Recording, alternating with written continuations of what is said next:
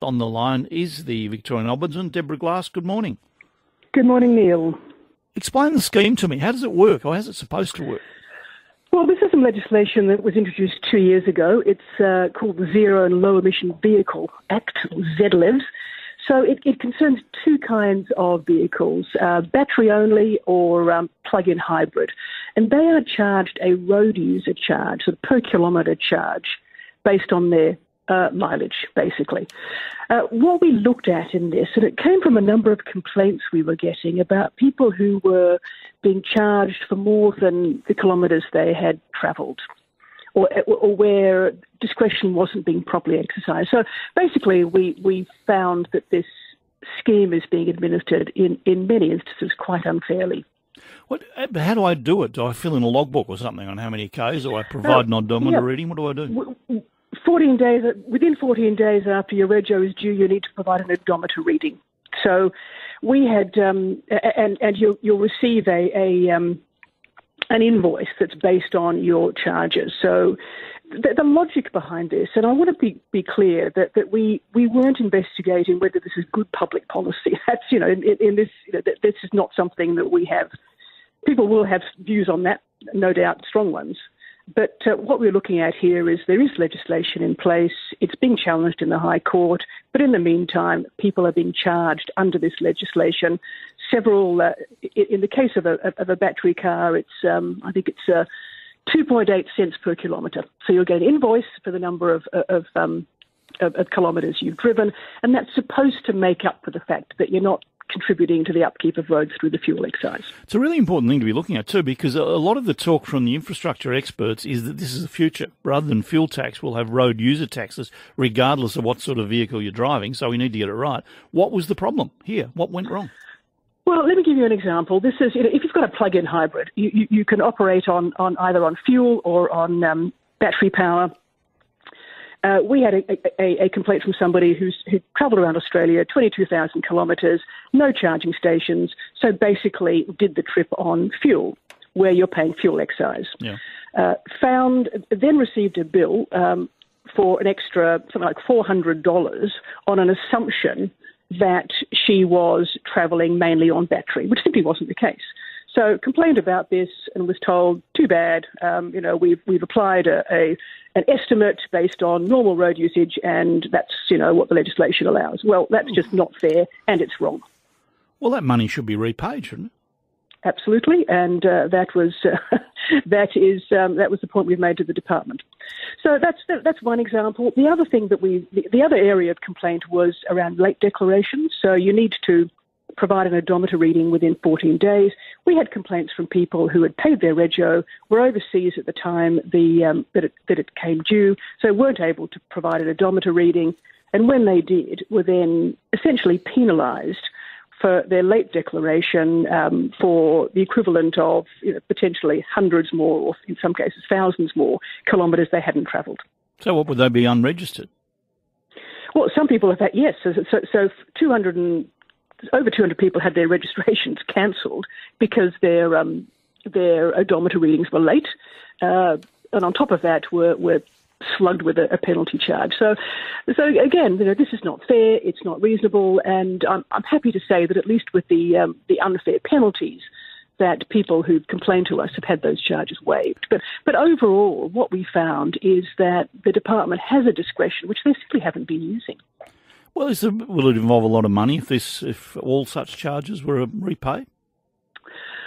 I don't know the answer to that. The legislation is being challenged in the High Court, so that will be a matter for the department to consider if the court comes down on the side that it's not valid. And that would mean that charges are being taken from people under invalid legislation. So I would imagine from that they would be wanting their money back. One of the delights of talking to you about things like this is you make it seem so simple. You think, how the hell could that have happened? Because it's so obvious. How did it happen? Well, what looks to be the case is that the legislation was challenged very early on after it was introduced. So this is the first and only legislation of its type in Australia. There are other states have thought about bringing in road user charges for ZLEVs, haven't yet done so. They're waiting to see what the High Court decides. and some states and territories have decided that it's bad public policy and they're not going to do it anyway. So again, that will be a matter for each state and territory. But what seems to have happened is that because the legislation has been challenged, the department hasn't wanted to try and issue guidance. They're using it as a smokescreen, I feel, to not doing anything. But they are still happy to take the charges. Is it sorted yet? No, it's. We're waiting. They're waiting for the results of the High Court challenge. We're told that is imminent, within the next month. So no doubt they will wait to see whether the High Court strikes down this legislation as invalid. But does that mean in the meantime people could be wrongly fined or wrongly charged?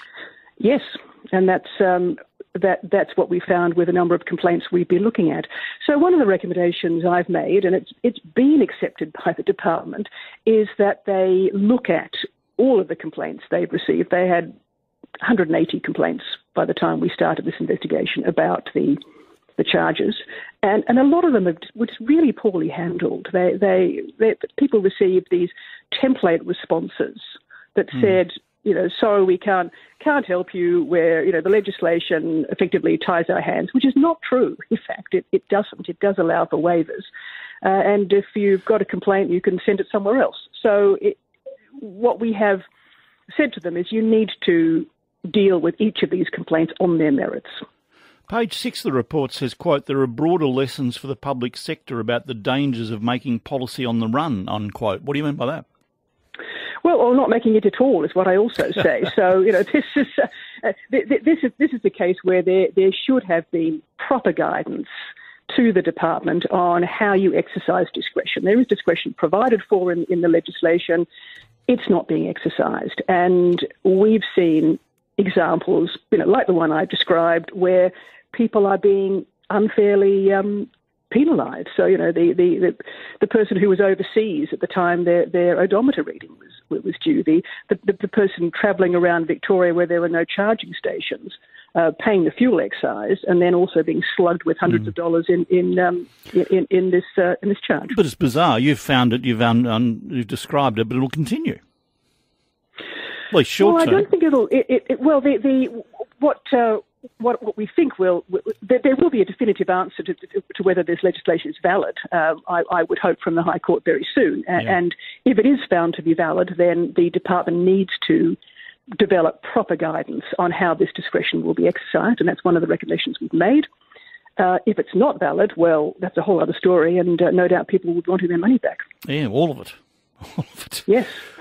133693 calls in a moment, and that's not your area, of course. That's, as you said, with the High Court. Just on something else, last time we spoke, you said there were few signs of life in the government acting on the report urging sort of a return to integrity commissioner and the rest. The Premier has since said that you and the others are not in cabinet. If you want to know what's going on, you've got to get elected. Has anything been done since?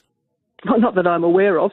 I'm not asking for what goes on inside the cabinet. I think it was quite clear a couple of weeks ago that we're looking for a response, a draft for consultation that would be to integrity agencies and that would be to members of parliament, other political parties. There was a promise that reforms would be subject to broad consultation, and until we see those drafts, we simply don't know. But I'd love to be proved wrong about that. Well, what's your response to the Premier's reaction? It's not about what goes on inside the cabinet. It's where's the reform? Where's the consultation? Do you have much to do with the Premier? I mean, he's going now, but did you have much to do with him? I never met him while he was in power. I met him once, in fact, in just before he won the election when he was leader of the opposition. We had a friendly, constructive conversation about the Ombudsman Act, but I had no meeting with him since he became Premier. Did you need to have one? Well, I dealt with the Special Minister of State essentially for the time he was in that role, and that was appropriate. He was responsible for reforms to my office and integrity matters. So you didn't feel a need to meet the Premier? Personally, No. Professionally? It's no particular. We corresponded occasionally. The results of that correspondence would have appeared in numerous reports over the years. Okay. They would have spoken for themselves. Did he ever respond to your comments? I mean, when he said that the particular report was only educational, and on this program you said, well, it's not, it's more than that. Was there ever any response to that, or does that just move on? Well, not to me directly. No, I mean that that wouldn't have happened. You're still working on reports. I know you won't give us any detail of what they are, obviously, but will the Premier be interviewed because of any of those? Okay, you'll appreciate that I'm not going to give an update on any ongoing investigations. I will table my reports as and when they are finished, and I will be very happy to talk about them at that point. Okay, so any comment on the resignation of the Premier? I didn't think I'd see him out, but I wish him well in his retirement.